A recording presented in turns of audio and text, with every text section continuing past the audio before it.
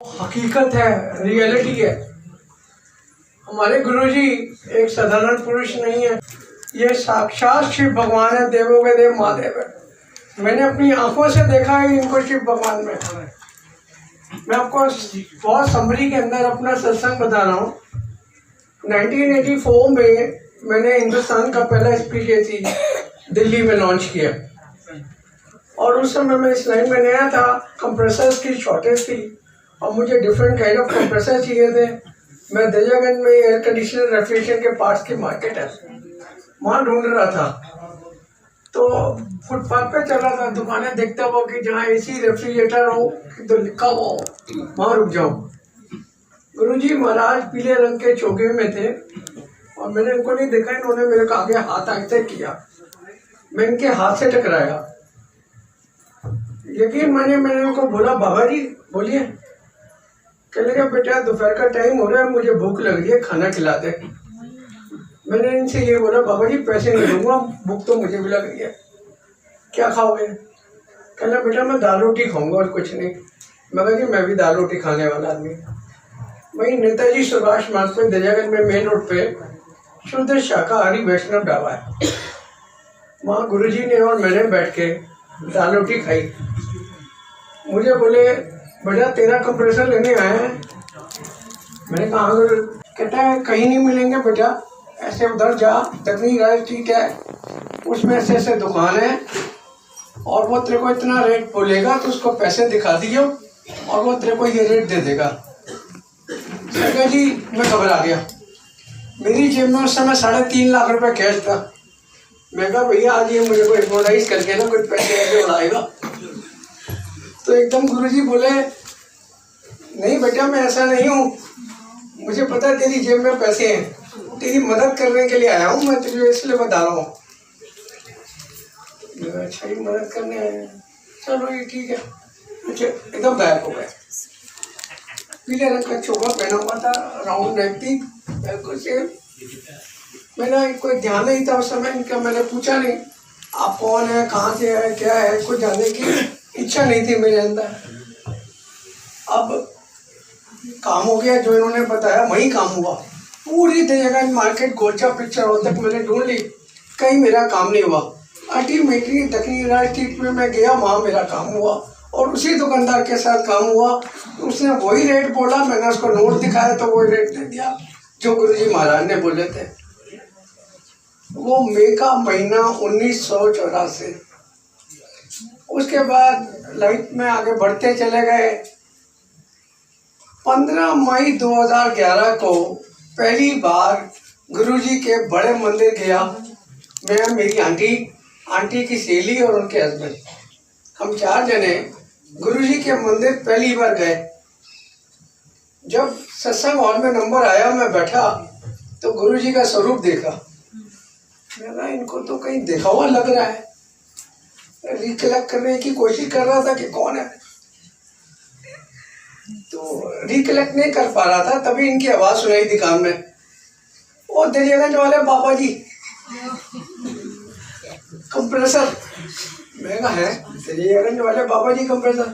ओ मैं रिकलेक्ट कर गया। मैं कहा जी वो आपने मेरे कंप्रेसर अरेंज कराए थे। कहते हाँ बेटा हाँ। मैं कहा जी इतने सालों बाद मिले हो, आपको मेरी खबर इतने सालों बाद आई है, तो आपने मेरी कोई फिक्र ही नहीं करी बिल्कुल भी। कहते हैं हूँ हर चीज का टाइम होता है। मैं कहा जी अब तो मजा आ गए, इनसे बातें शुरू हो रही गई थी तभी मेरी। तो फिर सारी बात होते हुए मैंने इनसे कहा, गुरुजी मेरी कैलाश मानसरोवर जाने की इच्छा है। कहता है हूँ पता साढ़े मैंने तेरे लेकर चले हैं। मैं कहा ठीक है जी। अब अगले महीने फरवरी को 21 तारीख को महाशिवरात्रि है, 3 साल मेरे पूरे हो जाएंगे। तो गुरु से बात होते हुए आध्यात्मिक ज्ञान के बारे में बड़ा इंटरेस्ट रहा है। रात को 3 बजे मेडिटेशन करो, डायमंड पीरियड होता है। 3 से 4 बजे का ध्यान क्रिया, न मंत्र जाप न शिव पुराण, कुछ नहीं करना, बस गुरु जी को बुलाओ और खो जाओ गुरु जी, चैटिंग करो गुरु जी के साथ। तो मैं कहा जी मैं तो रात को 3 बजे उठ जाऊंगा जी। ठीक है। मैं कहा जी मुझे उठा देना, अलार्म लगा के नहीं सोऊंगा मैं, 2:30 बजे उठा देते हैं। तो मैं बैठा हुआ था, महाशिवरात्रि की रात्रि थी। तो गुरु जी कह लगे हूँ पुत्र अपना हाथ आगे कर। मैंने हाथ आगे किया तो मेरे को हाथ पकड़ के हवा में उड़ा लिया, ले गए आकाश में। तो मैंने कहा गुरु जी कहाँ जा रहे हैं? कहता हूँ तेरी बड़ी इच्छा थी ना कैलाश मानसरोवर जाने दी, तेनू कैलाश मानसरोवर लेकर जा रहा। मैं कहा जी मजा आ गया, 3.5 टिकट निकल आया, बल्ले बल्ले। ऊपर से दिखाया विष्णु लोक। कहते इधर से कोई भी पास नहीं कर सकता, प्लेन भी ना शिप भी। जो अर्थ की ग्रेविटेशनल फोर्स है, ग्रेविटेशनल फोर्स समझते हैं ना, कोई चीज ऊपर फेंकेंगे तो वापस पृथ्वी पे आती है, that is a gravitational force. ये विष्णु नारायण भगवान से ही कंट्रोल होती है ग्रेविटेशनल फोर्स। समुद्र के अंदर एक एरिया है, अगर शिप वहां से जाए तो नीचे और प्लेन उस एरिया से जाए तो सीधा नीचे, that is a central point of gravitational force. गुरु जी ने मेरे को दिखाई। आगे गए ब्रह्मा जी का ब्रह्मपुरी देखी, आगे गए अलकापुरी देखी जो कुबेर जी का स्थान है। उसके आगे गए तो कैलाश मानसरोवर देखा। बाहर से पर्वत गोल है बिल्कुल, लेकिन अंदर जो है नीचे एक मैदान है और बिल्कुल तिकोना है, ट्रायंगल। उधर कोने में वाटरफॉल होता है, ऊपर से दिखाई दे रहा था। इधर बहुत बड़ा तालाब था और बाग बगीचे बने हुए थे और पहाड़ के अंदर दरवाजे बाहर दिख रहे थे, तो उसके अंदर मतलब कमरे अंदर पहाड़ के अंदर होंगे। ऊपर से गुरुजी सब दिखा के साइड में लाए और एक गोल गुफा है पहाड़ के अंदर कटी हुई, यानी गोल गुफा। उसमें से गुरुजी उड़ाते हुए अंदर लेकर गए। अंदर लेकर जब हम नीचे उतरे तो इतनी मखमली घास थी कि मुझे लग रहा था मैं हवा में चल रहा हूँ। तो इतने सुंदर सुंदर पेड़, इतने सुंदर सुंदर पत्ते, इतनी सुंदर सुंदर लताएं कभी देखी नहीं, कभी सोची नहीं थी, बहुत सुंदर थी। मैं तो देख देख कर हैरान हो गया। आगे गए, इतनी तेज गुलाब की खुशबू आई जैसे गुरुजी में आती है। आपने कभी महसूस करी होगी संगा जी, एकदम तेज गुलाब की खुशबू आती है। ऐसा इतनी तेज गुलाब की खुशबू और इतने बड़े बड़े गुलाब और देसी गुलाब भी इतने, क्योंकि यहाँ तो इतने बड़े हमने विलायती गुलाब देखे हैं जिनकी खुशबू नहीं होती, लेकिन तो इतनी खुशबू थी। एक से एक सुंदर पेड़ पौधे पक्षी सारे थे। आगे गए तो तालाब था राइट साइड में, जिसमें इतने बड़े बड़े कमल के फूल थे, लाल पीले नीले हरे सतरंगी कमल के फूल। हमारे यहाँ इतने थे कमल का फूल हो, तुमने देखा। उसके आगे जब गए तो मैं आपको बता रहा हूँ, आज भी जब भी मैं उस बारे में सोचता हूँ तो बहुत ज्यादा इमोशनल हो जाता हूँ। जैसे मार्बल की आप दुकानों पर जाएंगे, आप टाइल देखेंगे, एक टाइल ऐसे ऐसे खड़ी होती है, वहाँ मार्बल की टाइल लेटी हुई थी ऐसे ऐसे रेक्टेंगुलर शेप में बिल्कुल। और वहाँ पे प्रभु शिव जी बैठे हुए थे, माता पार्वती जी बैठी हुई थी और कार्तिकेय भगवान जी बैठे हुए थे और गणपति भगवान जी बैठे हुए थे। मैंने जैसे उनको देखा मैं एकदम इमोशनल हो गया। कभी सोचा भी नहीं था कि प्रभु के दर्शन होंगे। मैं एकदम लेट के गुरुजी के चरणों में पड़ गया। मैं कहा गुरुजी आपने तो आज कृपा कर दी, भगवान के साक्षात दर्शन करा दिए। मैं तो कभी जन्म जन्मांतर में भी नहीं सोच सकता था कि प्रभु के दर्शन होंगे। मैं बहुत रोया। जब मैं नॉर्मल हुआ, आँख खोली तो देखा गुरुजी वहां नहीं थे। मैं कहा गुरुजी, मैं एकदम घबरा गया। मैं कहा गुरुजी आप कहाँ चले गए, मुझे छोड़ के कहाँ गए आप गुरुजी? उठ के खड़ा होके जैसे ही पलटा तो देखा गुरुजी शिव भगवान में जा रहे हैं। मैं कहा गुरुजी आप कहाँ जा रहे हो? तो हंसने लगे गुरुजी। गुरुजी बोले बेटा मैं ही तो शिव हूँ।